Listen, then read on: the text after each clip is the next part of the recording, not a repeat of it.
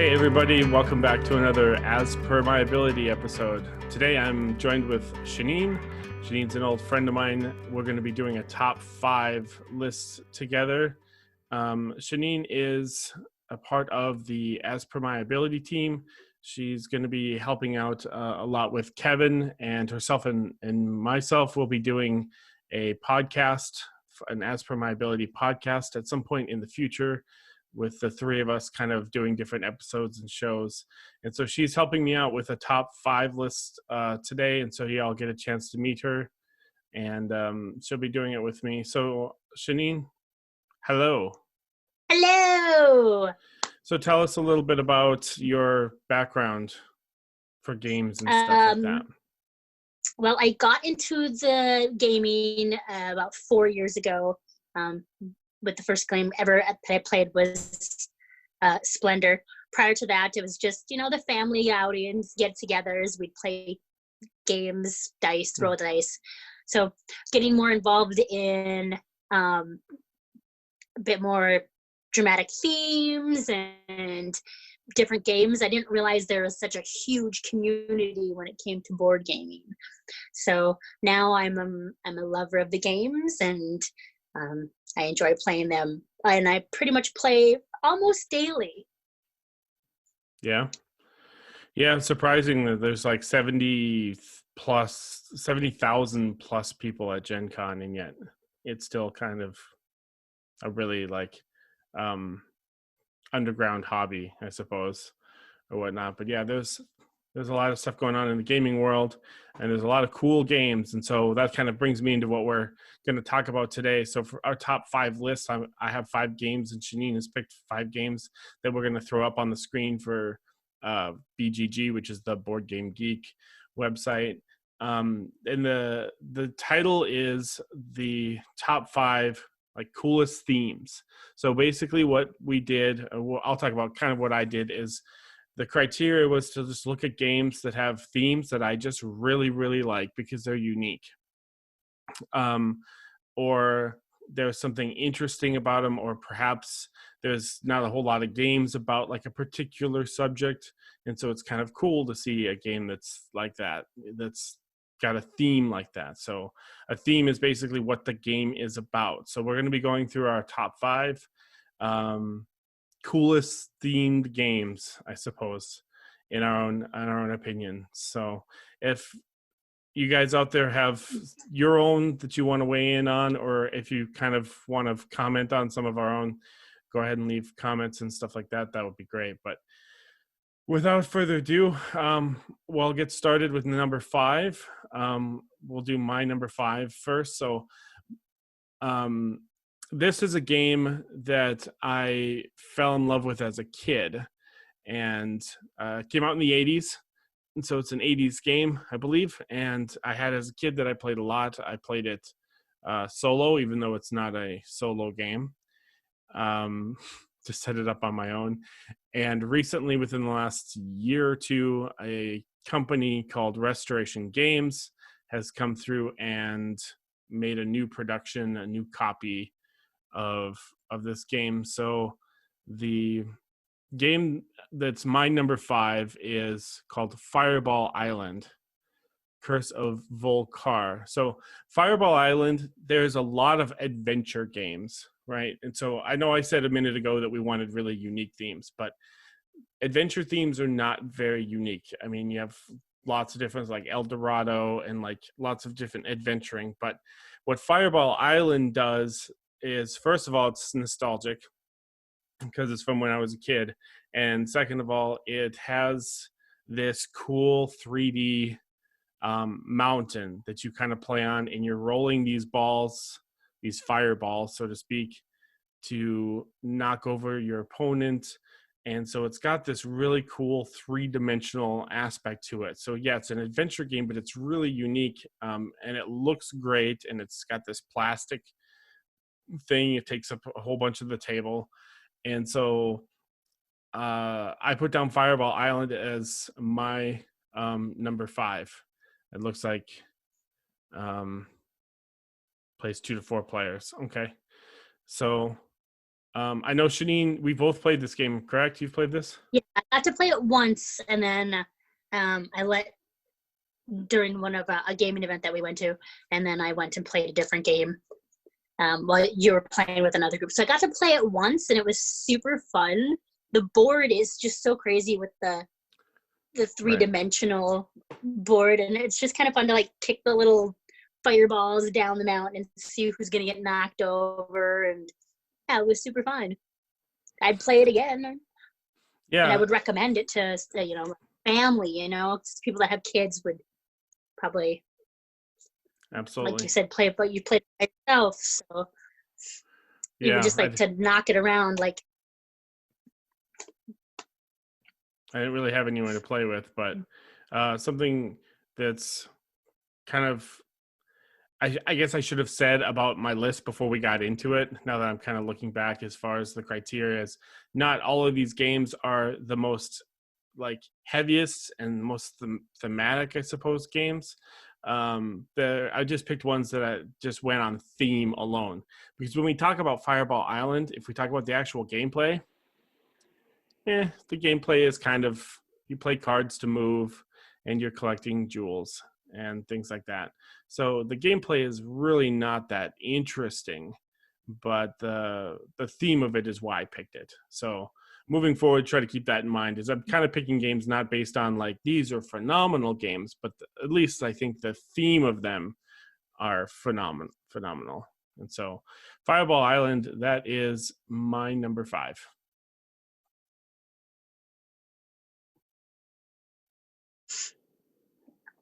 all right, my number 5 is a game that, being from the state that we're in, kind of not so much rolls into it, but there's lots of ranchers here. So I picked Great Western Trail because the theme itself is something you don't normally see, and I thought, as like the object of the game is to, as a rancher, get all your cattle to specific cities and get more cows in your stables or in your trains, I guess it is. So I enjoy the game. It's kind of a Andrew, correct me if I'm wrong, but it's kind of a worker placement game. It's a whole bunch of things. It's got like deck builder. Yeah. Yep. It's a whole bunch of things. It's kind of more of a strategic kind of Euro-y type of game. Yeah. I like those heavier type of games. So I have always loved this game every time you play it, and I can't think of anything else to say about it right now. It's the thing fun, The thing with Great Western Trail is like there's a lot of, maybe not a lot, but there are games out there that are kind of cowboy, western, ranching kind of themed. But Great Western Trail is one that really takes a lot of, like I said, puts in a lot of mechanics and a lot of stuff. And it is kind of fun to like, for lack of better terms, level up your cows and be able to ship them farther, on the track. There's like a train track type thing that you're shipping your cows off to and getting money and points and stuff, or building buildings in the area. I think it takes place around, is it Kansas City? Where it's in like City, it's in Kansas or something like that. And so you're shipping off cows from like Kansas City or whatever. And so instead of being like a lighthearted, because I've seen some cowboy ones that are like lighthearted, just card games or drafting games. This one, Alexander Pfister is the designer, really put in a whole lot to it, and it's not a game to approach lightly, but it is super fun. If you can get to that level where you get through all the rules and everything, it is a super fun game. So yeah, we play a bunch of that one, don't we? Mm-hmm. We have. So over to me, I guess. Number 4 for me is basically kind of a cop-out. I actually didn't really think of it until just right before we started filming. Do you like I mean, ninjas and pirates and ghosts and oh my, right? And so the game that I'm picking is called Smash Up. Smash Up is a card game that you basically take two factions and you mix them together essentially. And so when you mix them together, you are see if I can get it up.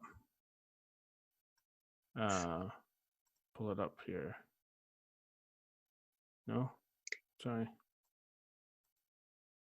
Kitty dinosaurs.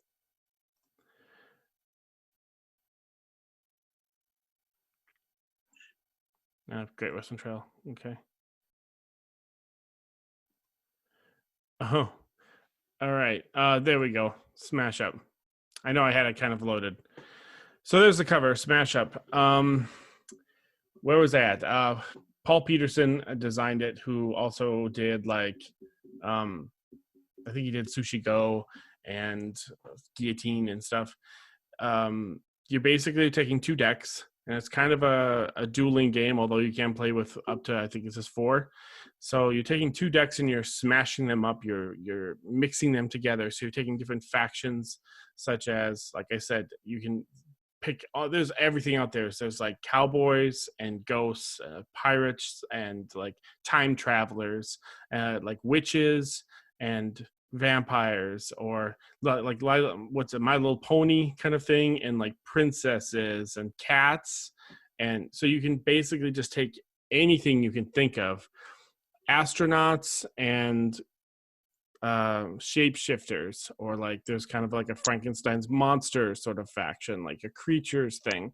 There's worms, there's ants, there's robots. You just take two of these factions and mix them together and you're able to play a game.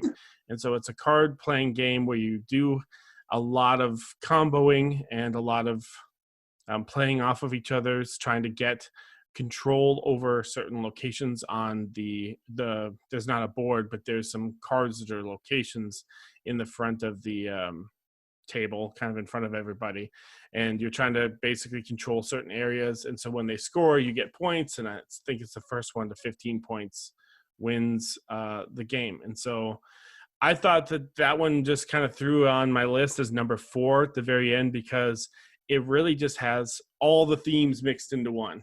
It's like you want suicidal clowns and chefs or ghosts, and I mean it's got a whole like smorgasbord, I think, of kind of themes, sort of. So as far as being a card game and the way that it's structured, it's really nothing new. But the theme of just being able to play factions of whatever you want is why it's number 4 on my list. Smash Up. It's so fun. Nothing like being a zombie princess or a ninja pony. Unfortunately, Super fun. the thing with Smash Up is sometimes the biggest fun factor is just looking through all the stuff that's available and figuring out what you want your army to be. And then after that, you mix them up and then you have to play the game. And some factions work together, some don't.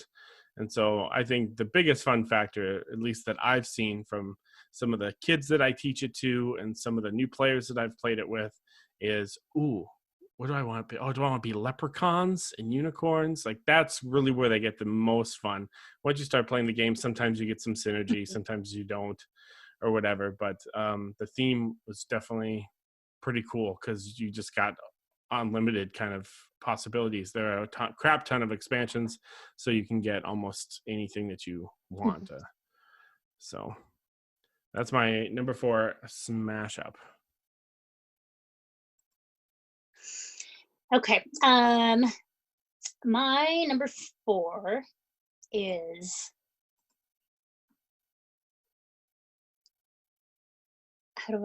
it's kind of like a based on if you were kind of trapped on a desert. Well, no, it's based on a book, I guess, right? Robinson Crusoe. Uh-huh. Um, I personally love the theme of the game because it's more like realistic game, and um, you have to get there's hunting and there's animals, and you have to supply yourself with food, and there's weather that can come around and um, change the course of what actions you have, and then you have the different there's different stories, different games, I guess, different um, what different chapters. Let's call them chapters because I can't think of the right word right now. Scenarios. So there's like different scenarios. Thank you. Yeah. Thank you. There's different scenarios in the box that you can play to try to get different goals, whether it's to get firewood so you can build a boat to get yourself off the island, or however it can be. It's a kind of a heavier game. I kind of tend to get more games that are more on the longer side of the time span. 60 minutes to 120 minutes is normally about a good game for me. I don't know. I like this game. The only thing is it's a kind of we've played it many times, and I think we've won once, maybe. This game is super punishing. Super punishing. Yes, it's very, very difficult. So essentially it's a survival type game where you're just trying to survive on this island, which sounds kind of fun and like really lighthearted, and a pretty lighthearted evening for gaming when it's not, because I got news for you people, and listen, everyone listen to me. Nature hates us. Mm-hmm. Okay, for all you transcendentalists out there, nature like hates us.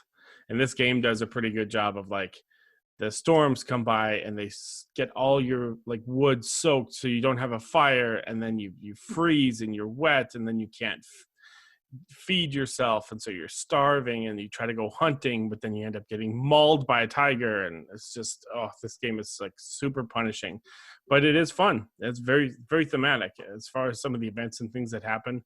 One thing that I do like about and this is more about the mechanics than the theme itself, is that there's a certain event that will come up, like a card that will happen, and then you decide kind of what you want to do, and there's a way for you to have like something bad happen to you now, or you can shuffle it into the event deck that you draw at the beginning of every phase, and it'll come back to bite you later. So for example, do you want to eat those berries so that you can not starve? And you're like, oh, hell to the yes, I want to eat those berries. I mean, we're all starving, my character's dying. And then it's like, nah, shuffle this card back in. And so then like 4 rounds later, that card comes up and it's like, those berries are making you feel really sick, lose all these health points. Yep. Or something like that. So that's just an example of probably 20, 30, 40 cards that they have, like a whole deck of cards that give you kind of a choice that's like, I don't know, I'm going to just not touch any weird berries. But it's like, but man, we're starving right now. So it does a good job of keeping that kind of survival, keeping you on your toes. It's not a very easy game. It's not a game to approach very lightly. It does take a long time to play, and it does take a lot to win. Yeah, Robinson Crusoe is a good one. There is an expansion for it that we have not tried yet. I've not played, but it looks like kind of more of the same. So that's kind of exciting. Oh, and there is a cool, just as a side note, online people made their own like print and play stuff. So there's cool, actually in the base game, you get like a King Kong version. So you can play King Kong. So you're on an island and there's this giant, King Kong there. That's kind of a cool scenario. There's a cannibal scenario. That's kind of cool. And the one that I particularly liked the most, which if I had the materials, I would have printed out and like made my own little version, is Lost. Someone has done like the TV show Lost and come up with the scenario board and how all the pieces are set up and everything. So as a fan of Lost, I thought that was like super cool. So that's I didn't know they had done that. I mean, there was some fan favorites that they had made some, but I didn't know that they did like a lost version. That sounds amazingly interesting. Yeah, someone did all the artwork and made like things you can print, you can download and then print them off on like a nice printer or on some stuff. I don't have access to any of that, but I looked it over and was like, that's like super cool. So on to number 3. So this game, I am not putting it on my list, or it's not on my list because of how much I've played it and how much I love it.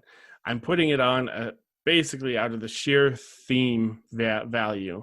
And so it is fantasy. It is generic fantasy, which I know I was kind of telling Chaneen, like, that's really what we're trying to get away from.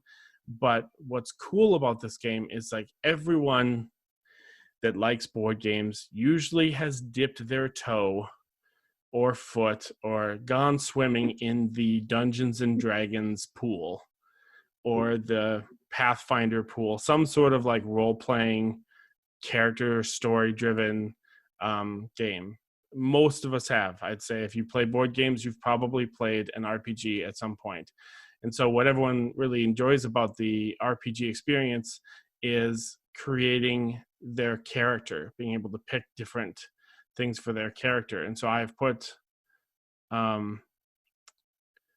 what's called role player on my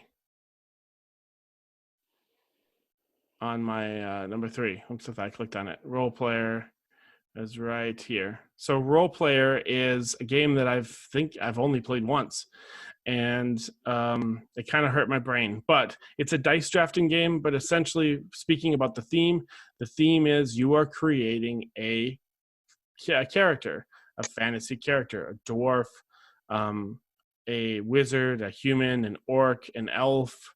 You're doing alignments such as like chaotic good, chaotic evil, neutral evil, things like that. And you're getting points for being able to do all these things. And so you're drafting dice to do all the attributes, like just kind of like in a D&D character. So you have your dexterity, your perception, your charisma, strength, all those different fun things like that.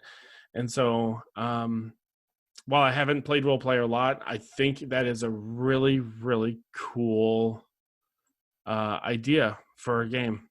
Just like, it's not D&D, it's a game about making a D&D character.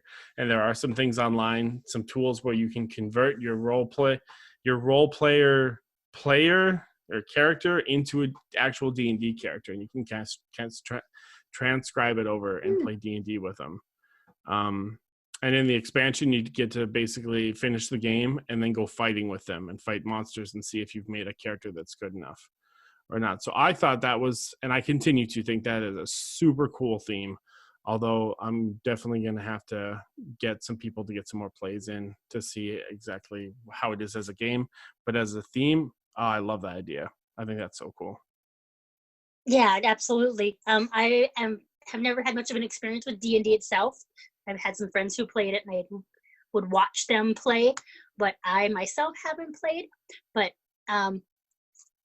that's an awesome idea, and for a game, making a character was fun. And it'd be cool to like take it out in battle and see how, like, hey, I made this character. Is it really going to be awesome in battle, or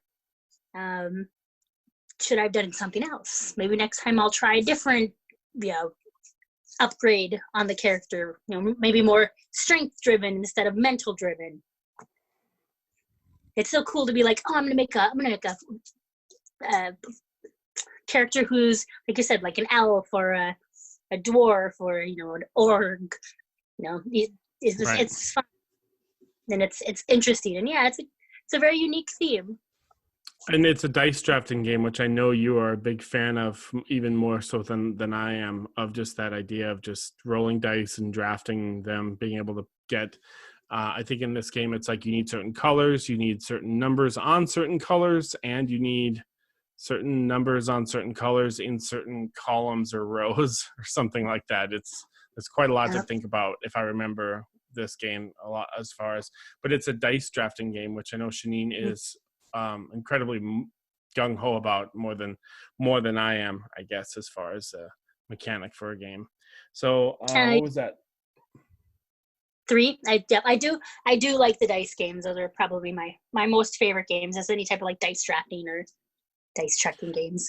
If I were to pick a dice drafting game, I would pick Sagrada, but I don't think Sagrada has like a theme that's cool. I just didn't put it on my list.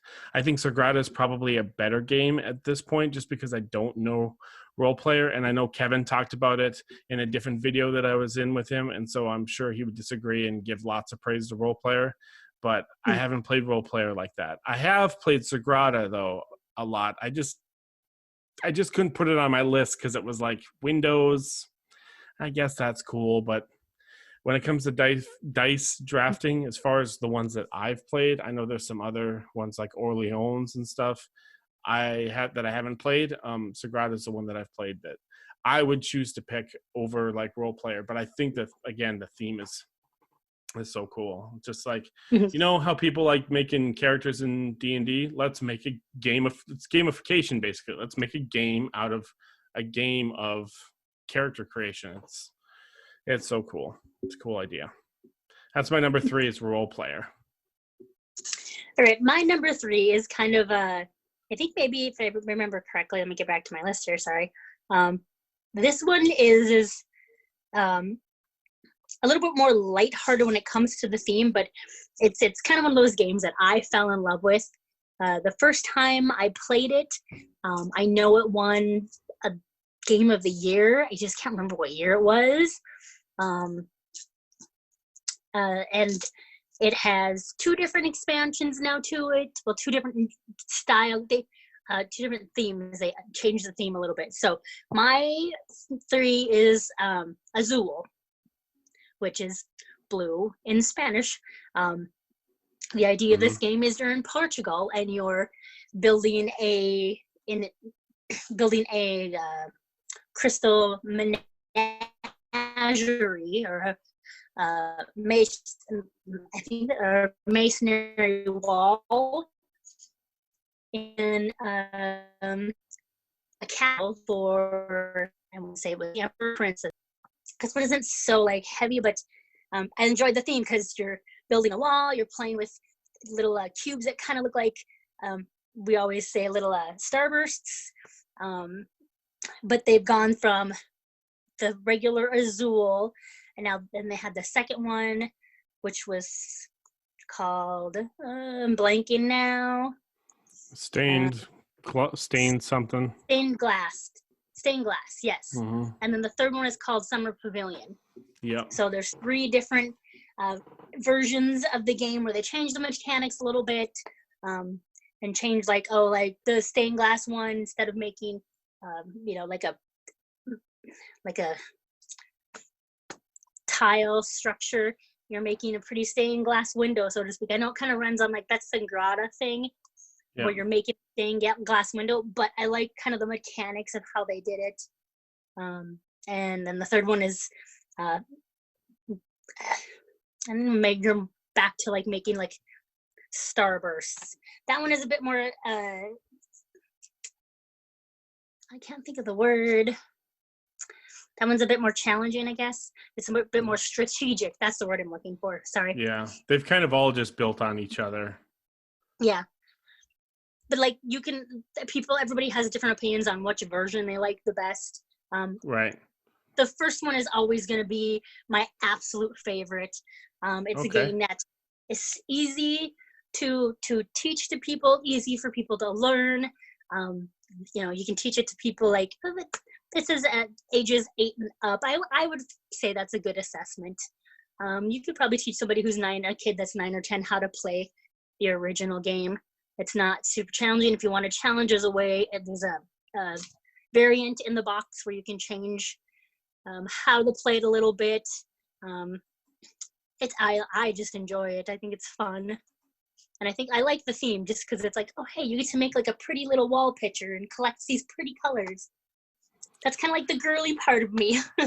So yeah, we were just talking about dice drafting, and so this definitely is a drafting game. There's no dice in it, but I mean, you could essentially call it a dice drafting game. It's just a tile drafting, and all three of them do run off of the same mechanic of drafting from these little coasters, so to speak, and taking colors from them and stuff. So the comment that I'm trying to make is that while there are three different Azul games, and they all do kind of run off of the same big mechanism of like drafting these things, they all feel very different to me.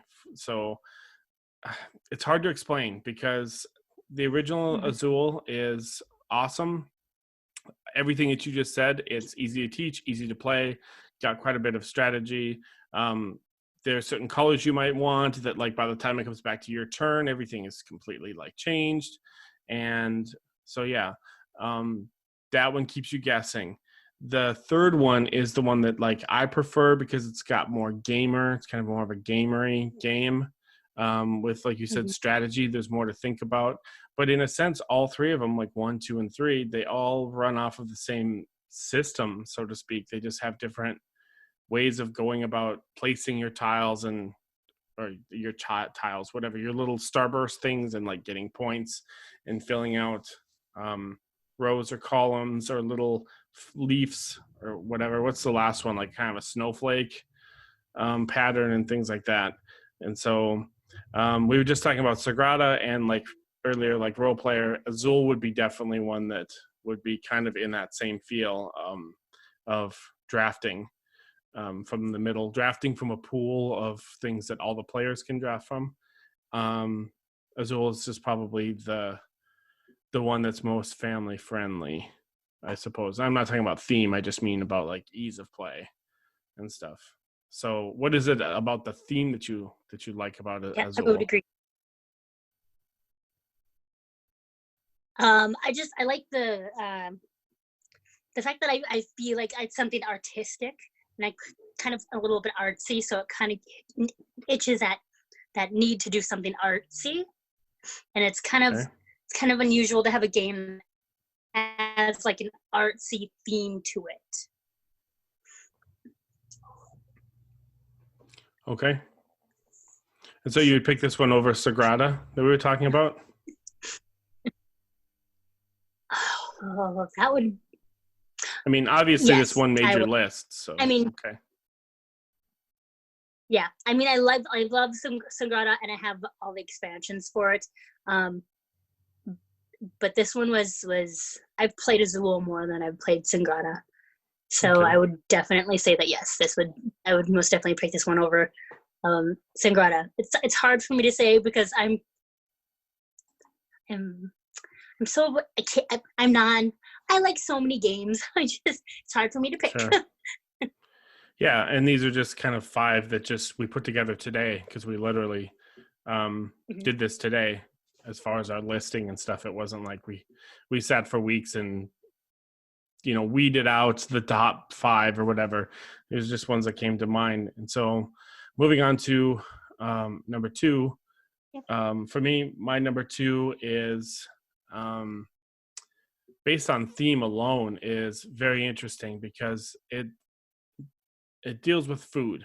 There's not a whole lot of games that deal with food, although there are. But there's not a single game out there that I know of that deals with food in this way. And this is dealing with a very cooperative, real time, stressful situation of running your own kitchen, your own restaurant. And so it's called Kitchen Rush. In Kitchen Rush, everyone is working together cooperatively and in real time, meaning nobody takes turns. You're just all kind of doing it as the sand timer goes, or you have a timer in the game, and you're all basically trying to stay out of each other's way. So you'll take an action, which the action pawns in this game are sand timers, and so you'll flip a sand timer and put it on an action, and then you'll be able to take that action. Well, then you can't take that action again until the sand timer has depleted. Then you can flip it over and move it to another spot of the board. And so you're really trying to figure out like you do this, we got orders to do, and we don't have any clean plates to serve them on. So you've literally got someone out in the front hosting, trying to get people seated in the tables. You got someone in the back trying to make sure you have enough clean plates. You got someone who's the manager that's like going out and buying like, well, we need these kind of spices and these kind of vegetables. And then it's like you've got these orders coming in as well that you've got to fill by the end of, I think it's a 4-minute round, I believe. Don't quote me.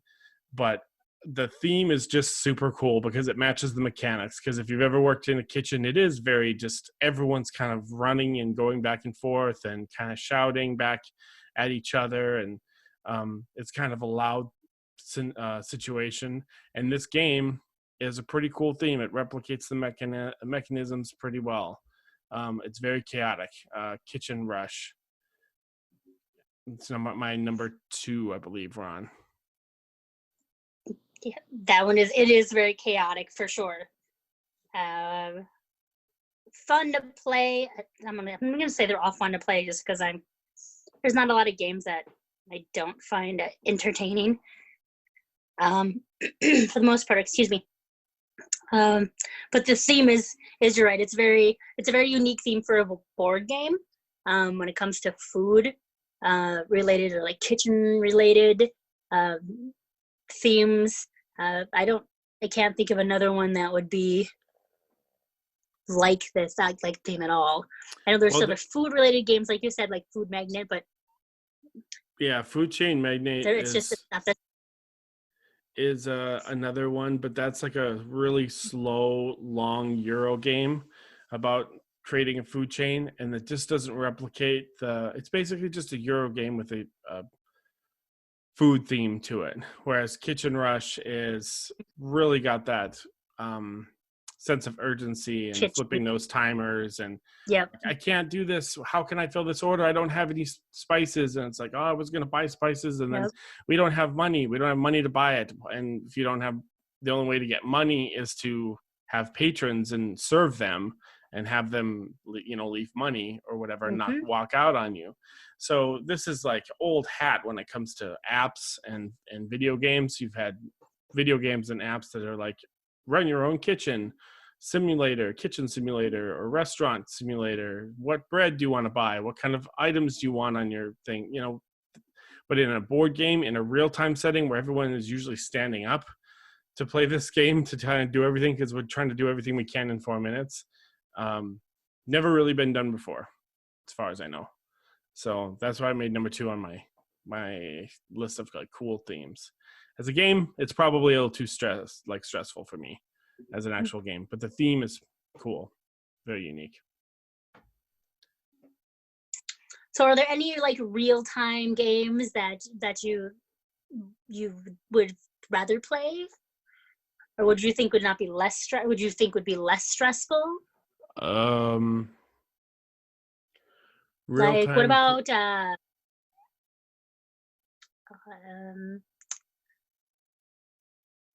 I was going to throw out Magic Maze. Magic Maze. Yep, that's the one I was thinking of. Magic Maze, I actually was going to put down as like kind of an honorable mention for this, because the theme is kind of interesting, like going through a maze, like as a warrior trying to like because you're in a mall, and you're like robbing the mall. And I thought that was as silly as it is, and as much as I hate the theme sometimes, because it's like a wizard and a dwarf, and it's like, what are they doing in a mall? It's silly, but the game is fun, and it is an interesting theme. The other one that I would put down that I know of would be XCOM, and that one still puts a lot of like stress. But the thing with XCOM is it's in 2 phases. So you go through the phase where you're really trying to do everything in time, and then you get to the end of it and you're like, oh, now you can breathe and just resolve everything. And that part is not timed. So you can roll your dice and figure out, you can tap cards or flip them over to use abilities and stuff. So it does have that moment of respite. Unlike Magic Maze, it doesn't have as much. I mean, you have those little timer things where you can stop the timer or whatever, but I do enjoy XCOM and Magic Maze. So those would be ones that I would probably play over Kitchen Rush. because of the pure tension of the game and stress. Cool. Okay, so for my number 2, I picked a game where it's kind of based in pre-modern Tuscany, where you have inherited a vinery from your parents, and you are in charge of running this vinery and making wine, selling wine, and the game is called Viticulture. I think it's a unique feel to it. It's you again, you don't see many games where you're like, oh hey, I'm gonna make myself some wine, and it's from everything from the aspects of like, hey, you have to first plant your plants to harvest them. You have to hire workers so that you have enough people to do all the farming and take your wines, your grapes to the crush pads, and crush them up and then make wines with them, and then you can trade them in and get points and money for them. And yeah, I think the game itself, the theme itself is unique. It's kind of weird that we just talked about a food game and now we're talking about another one, but I guess it's more of a beverage game. Food and wine. Just do food and wine. It's too bad I didn't pick like a cheese game or something. Cheese and wine. Do they even have a cheese game? Oh yeah, I'm sure. I'm sure it's some light-hearted like take that game that's a card game or something. I have no clue. Oh yeah, probably. So pros and cons about Viticulture. Pros, everything. The game is awesome, and it's in my top 5 of like probably favorite games of all time. Probably. I mean, games kind of come and go and scale around a little bit, but Viticulture is definitely up there. So pros is like everything. It's a Jamie Stegmaier game, which is awesome because I love the stuff that he does and the stuff that he puts out. There's also a solo mode that you can play with all of Stonemaier games. They all have like an APMA system. So all these are just pros. The gameplay, the mechanics, the art and stuff, the way that the board looks and everything. The downside, and the theme is awesome too, because it's like, hey, it's a game about running a vineyard and making wine. The downside is that when you talk about the game, especially to like non-gamers, really, they think that the game just is super interesting. And this is based on a few personal accounts that I've had where I've talked about viticulture, or talking about like at a family reunion, setting up a game to play with someone or whatever, and being like, oh, I want to play, it's about wine, because people are just like, I love drinking wine, why wouldn't I love a game about making wine?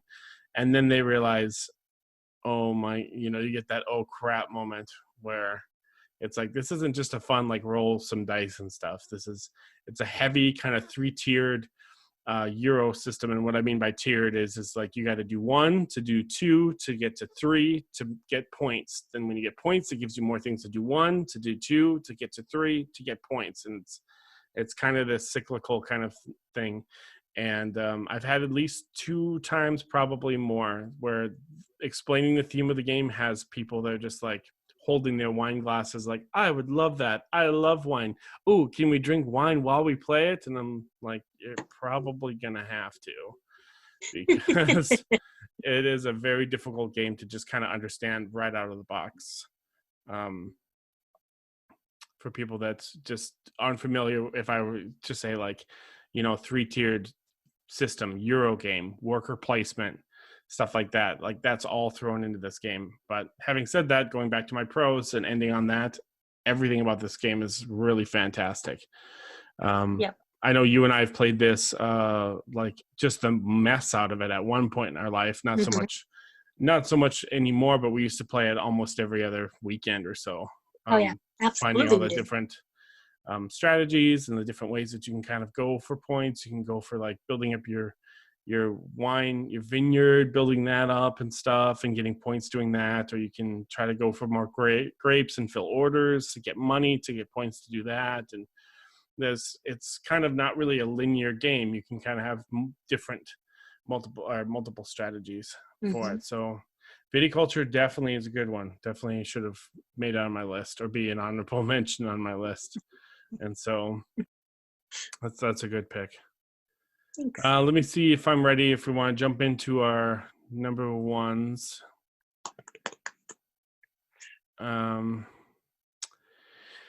So my number one, and these aren't in any sort of, they're not categorized, whatever. So number one isn't necessarily my favorite theme, but it is the most recent game on my list. And it is a game that has been getting a lot of buzz lately, a lot of praise, a lot of awards and stuff to the designer, and a lot of praise about the theme, which is why I put it down, which I had to have it down because people are really enjoying the theme because it's about birds. And Wingspan is not only what I consider Wingspan, a step or two up from like a Ticket to Ride or a New York 1901, because it is kind of that easy to play. I mean, it takes you a few minutes just to get the flow of things and be like, wait, what are these eggs? You can see eggs in the picture. Like, what are these eggs for? But man, when you get it after about playing, the first round or two, you just get it. You're like, oh, I can do this on my turn and I can do this. It's an engine building game. Again, we're coming back to, it's a Stonemaier game. So everything looks like awesome in it. All the components, all of the birds are actual birds. It's not fiction at all. It's their actual birds that they've researched, that they give information on the cards about every bird, and every bird's ability is thematic to what that bird actually would do. For example, this bird eats other birds in real life, so they made the bird do that in the game. Elizabeth Hargrave is a female designer, and she's been getting a lot of praise because we don't have a whole lot of big female designers in the industry. And so like everyone's saying, kudos to her for putting together Wingspan, and kudos to Stonemaier and Jamie Stegmaier and all that for putting together Wingspan. As far as I know, like when it comes to birds, this has got to be just the number one bird game. It's super fun. So I was going to put this on my list, and I thought, well, I didn't want us to have the same number ones because it is. I was going to say, I thought that this would be your number one too. I thought we were both going to hit number one at the same time. I thought about it, and I kind of went into your brain, and I was like, yeah, he'll probably put this on his, so I opted not to. But this would definitely be like honorable mention, top of my list as well. It's such a great game. Like the first time I played it, I wanted to play it again right away afterwards. And to me, that is a great game. If I'm ready, like, that took a little bit. Let's start over again. Let's reset it all up and let's play it again. To me, that's when I know, like, this game is super fun. It's super interesting. I want to do it again because I want to try a different strategy. And I was just like, I was all in on this game, and I'm still all in on this game. I'd play it, but let's set up a game. Let's go play tomorrow. It's great. I saw a video the other day of Jamie Stegmaier talking about it, and the eggs in the game around Easter time, they have egg-shaped candies that look just like it. And people were like, well, let's play with egg-shaped candies. And then they'd pack up the boxes. Well, now they made the chocolate ones. So they don't want anybody to choke on them. So they made like special containers so you could put your candy ones and have them at the side and eat them and still play the game. But yeah, it's awesome. That game is so cool. And to like the facts on the cards to know that, oh, hey, I'm looking at a blue jay, and it tells you like their wingspan in centimeters, and then it gives you a little, what they eat, and then thematically it's exactly what they eat. It's kind of like you're learning about the birds, you're building habitats for the birds. Theme-wise, I can't think of another game that has any bird like building habitats like this one either. But the game is phenomenal. Stonemaier, like you said, they crack out some great hits. Yeah, they're basically the HBO of the board game industry. They put a lot into their games. They put a lot of money, a lot of time, the components, everything looks fantastic. Another game that's not on our list, or at least hasn't been mentioned yet, you still haven't done yours, is Scythe, which is like super thematic and cool looking and stuff. But anyways, back to Wingspan. There are a lot of engine building games. I mean, even Great Western Trail you mentioned kind of has a little engine you can build in it. Splendor, engine building, there's lots of engine building games, but I come to this one for the theme, because it's cool to build this aviary of birds that that you're feeding worms and stuff, and making them happy. The cards are cute. I mean, there's a bunch of birds in there that are just like, look at this guy, oh, look at how cute this little guy is, only this big. Or this owl, there's like an owl in it that's just huge, and their wingspan is like this. Yeah, I come to this game for the birds, for the theme, which is why it's on my list, because I could have put any engine building game down, but this theme is like, you're not going to find this theme anywhere else like this, as far as I know. All right, so number one is just number one Scythe. Number one is not Scythe. Number one is Terraforming Mars. Oh, okay. Yeah, I forgot about that one.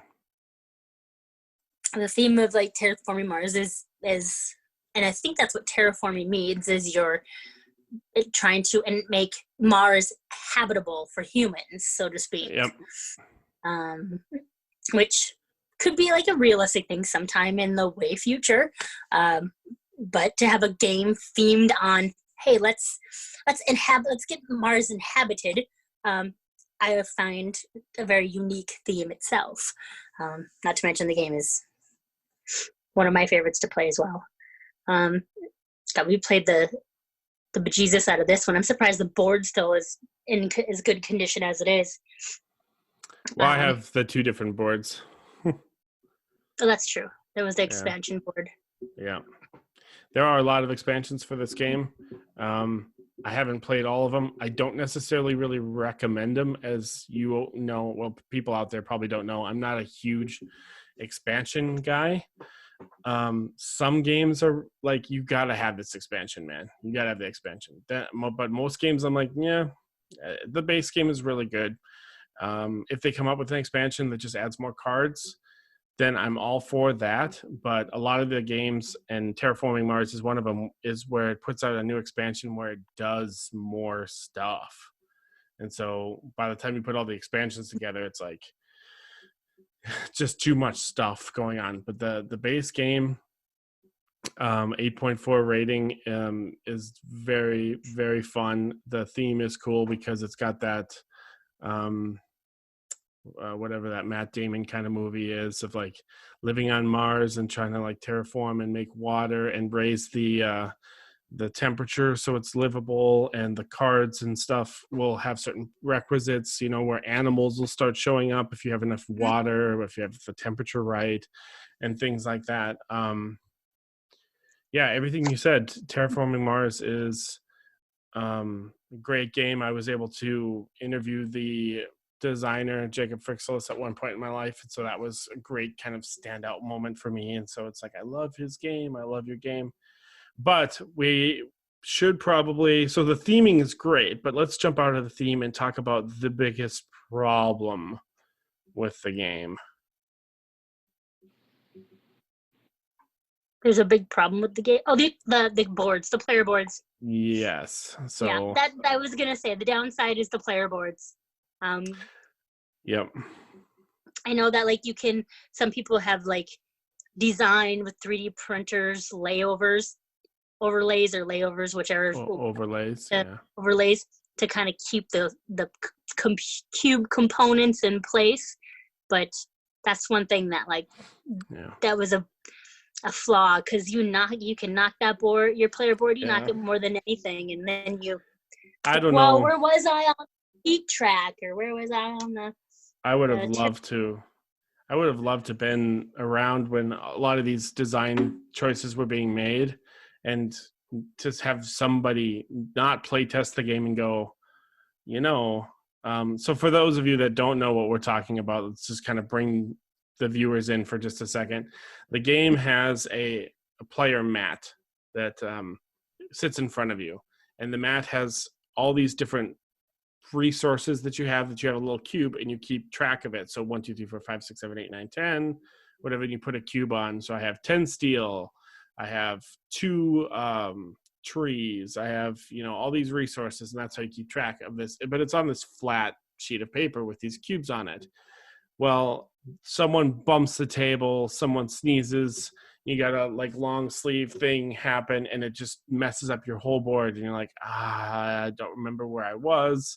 Where was this cube at? Where was that cube at? Or if someone bumps the table, then everyone's mat's messed up, and you have to just kind of guesstimate and be like, I don't know where I was at, and then you feel like, so that's the one main problem with it. I'm gonna piggyback, since I kind of softballed you that one to do, but I'm gonna do the second one, which is the artwork.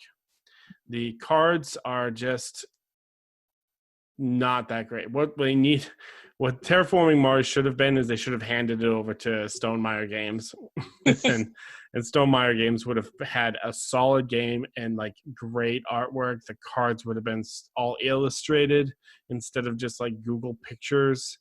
There is a way, and I have seen people. But actually, there's probably pictures on the BGG page that I'm not going to mess with. But people have kind of blinged out their game where they've had their tiles be 3-dimensional. So the tree tiles have trees and stuff. So it looks kind of like a model railroad kind of thing in the water tiles. And they do the overlays the overlays are in opaque colors for each player. So you have different colors, the yellow, the orange, the blue, whatever. That would be super cool. I'd love to do that to my game. If you had the money laying around, you can find those pieces on eBay and stuff. But going back to the theme, I guess, so since we're just kind of talking about the components, the theme is very cool because there's really no other theme like it. As far as you're terraforming, you're all kind of controlling this board together. So what I mean by that is you get points for terraforming, which means making it more habitable. So there are 3 global parameters. There's the temperature, there's water, which is represented by lakes, and then there's oxygen.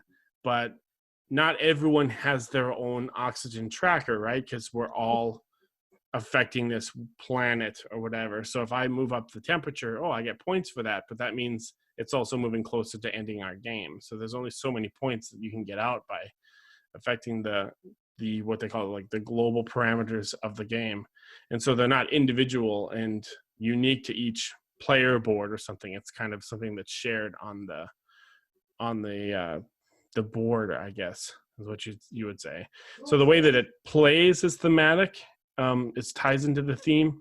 The start of the game is based on some books that I'm just bringing in what Jacob said. Jacob comes from a family of designers and artists and writers, and they basically wrote this world of these corporations trying to terraform Mars in the future, and the factions that you can choose, the special abilities that you have are from the books that his brother wrote, or the writings that his brother has written. And so Terraforming Mars does have a world that it's set in, and the factions, the corporations receiving all this government money and stuff, that's all from these books that he and his family have kind of put together. So that's kind of a cool little side story, I suppose. That's a good number one. Viticulture and terraforming are both really thematic, unique games. Good ones for being on the list. So how I usually like to kind of close these things out, since we've kind of hit 5, 4, 3, 2, 1, is I know when I was speaking with Kevin, we put out the top 10 solo games. And I know this is Johnny on the spot, which is the same thing that I did to Kevin, which I'll do to you, is if you have any honorable mentions. And Um, we'll end the video with any kind of ones that you kind of thought about for a second. Honorable mention ones for theme. Honorable mention ones. Well, in this time of in our time of this whole pandemic, shall we say, era, I found that the theme for pandemic was kind of interesting and kind of unique as well, since it's about an outbreak of a virus, and we're kind of living that real life now. Yeah, 2007 that game came out. Oh. The first version of it came out in 2007. I believe so. Yeah, and I remember buying it. I didn't get into the hobby until 2010, and so I bought it around that time period, 2010, maybe 2011. And I remember setting it up and teaching it to people and being like, this is a game about a global pandemic, and explaining the theme to it, just being like super silly. Not silly as in cartoony, like haha, but just silly as in like we're fighting cubes that are viruses, and so players just kind of go, okay, that's not really a part of our world. But now it's like super part of our world. And we were actually involved, you and myself were involved in a game of pandemic a few weeks ago or whatever it was, when this whole thing was going on, and it did kind of feel kind of like, yeah, like this COVID-19 thing or whatever. That one, I would say, if you would have said this, in 2007, I would have been like, yeah, the theme. I mean, there are other virus games. There's like the Plague, or is it just called Plague or whatever? There are kind of other virus games. There's Viral, which is another virus game. So I wouldn't say like the theme would be like super unique, but since it's what we're seeing now, that would be a good one to put down, because it does feel super thematic with what's going on and how everything spreads like crazy. And so, any other like honorable mentions? Let's see, theme wise, excuse me. I'll see if I throw in some of my own kind of at the end before we sign off. Maybe.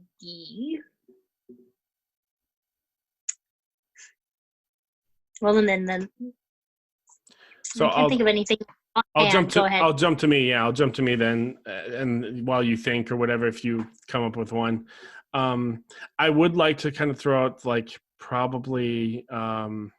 I can't do it really. It's an honorable mention, so I'll try to do it. But Arkham Horror, any of like the Arkham Horror games, they're all very thematic. They take place in the H.P. Lovecraft Cthulhu mythos, and so those are really cool themed games. I'm kind of cheating because there's a ton of them now, so it's not necessarily just one game that you could pick. If I had to pick, of course, for those of you that watch my channel, it would be the LCG, which is the card game. But I do like Eldritch Horror. I was talking about Mansions of Madness in another video on my channel. And so that's kind of a cheat. So anyways, let's move on from Arkham Horror. That's kind of a cheat. I'm going to throw out a newer game that I've just been kind of talking about with people. Since you threw out Robinson Crusoe, there's a game, This War of Mine, which is basically a survival kind of game like Robinson Crusoe, not on any island or anything, but the game has kind of a cool story to it, which the designers were really inspired by the civil war that happened in Sarajevo, which is in like Bosnia area. And they wanted to kind of do a game about apocalyptic civil war kind of thing, and you're just a civilian. You're just people inside of a house while a war is going on, the civil war. There's bombs in the streets, there's tanks going down in the middle of the night, and you're just trying to survive. You're like kind of like Robinson Crusoe. You're trying to feed yourself. You're trying to stay away from the cold, trying to build things for this house, trying to keep things running. You're going out and you're scouting in the neighborhood and stuff. Now, the reason why I'm picking this one is because it's not zombies. I mean, you could have picked like Dead of Winter, right? Like Dead of Winter is a cool theme.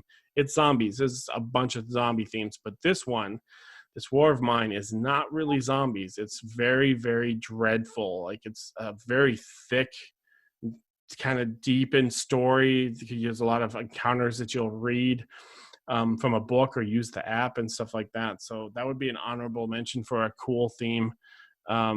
Although it's just pretty much a counterpart to Robinson Crusoe because it's incredibly punishing. So there's a couple of honorable mentions. Is there any other one you wanted to throw out? Well, kind of a cheat would be like legendary, because I like the legendary because there's so many different themes to them. The game mechanics is the same, but I shouldn't say the game. I wouldn't say the theme is great. No, not so much the theme. Legendary is just a system, right? It's just a deck building cooperative system. The theme is, depending on what version you get, the James Bond, Buffy the Vampire Slayer, those would be the theme of the game. Right. Any of those that you like? You like Buffy, right? I like Buffy. Vampire Slayer. Buffy's super punishing, though. Out of all the games that we've played of them, like, we've at least beaten, some of the DC Marvel ones that we've played. But, like, the Buffy one, super difficult. But it's fine. I mean, because I like the Buffy theme. I'm sure, like, yours is probably going to be the 007 one. Yep. Definitely 007. Love James Bond. Might be up there with Aliens or Alien or whatever. That would be way up there too. X-Files, those would all kind of be up there. Marvel would be at the bottom because I'm not a Marvel person. Buffy, I never watched the show, never really got into it. Firefly, didn't watch the show. And so like those three would be up there, I guess, to some degree or whatever. So, okay, that's great. Those are our top 5, kind of just spur of the moment. At the last minute, we decided to do this video over Zoom or whatever, and we just put down 5 games that we thought were kind of a cool theme, that were either cool for us, like Fireball Island, or super unique, like Wingspan. And so we're going to be doing some more top 5, top whatever kind of videos as we're living currently, as the time of this filming, as we said, in the COVID-19 kind of pandemic in America. So we'll be doing some more videos. Just to put a bookend on everything, Chaneen is going to be a part of the podcast along with Kevin that you'll be seeing.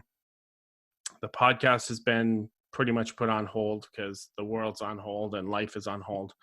But until then, I wanted to get them at least their faces and stuff up on the channel and the YouTube, just so that people can start seeing who's going to be on the team and who they're going to be interacting with when it comes to the As Per My Ability brand or whatever, the website and stuff like that. And so you'll be seeing more of these from Kevin, Chaneen, myself. Maybe all 3 of us can do lists or things like that until we can do the podcast, which could be who knows when. So anyways, if you like our list or just want to comment, obviously just comment on the videos and stuff, or say hi, or put down your own 5, or obviously we missed a ton because we just grabbed 5 not at random, but kind of at random. And so that's it for us. Thanks for watching this As Per My Ability, and I'm Andrew. I'm Chaneen. Thanks everyone for watching, and I will see you at the next video.